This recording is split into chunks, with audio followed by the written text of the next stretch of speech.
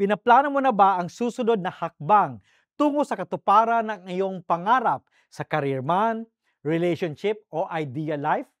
Para sa mabungang buhay, tayo na po at magkapet pandasal.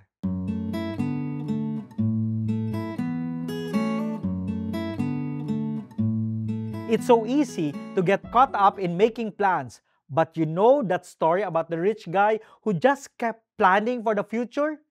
It reminds us that life can be pretty unpredictable. That means we've got to find a sweet spot. It's smart to have goals and be responsible, absolutely.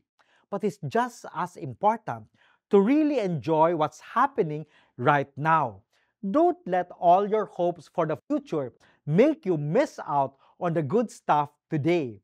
Take care of the friendships you have now. Really enjoy the experiences that come your way and make the most of each day.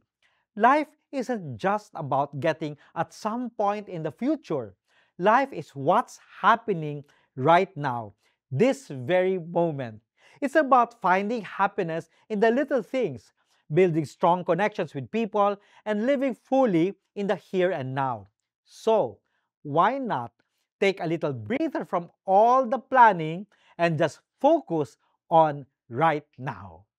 Manalangin po tayo. Panginoong Diyos, tulungan mo kaming ituon ang aming sarili sa ngayon, sa kasalukuyan, upang namnamin namin ang mga sandaling kasama ang aming mga minamahal sa buhay o pagkakataong makita ang kagandahan sa aming paligid. Amen.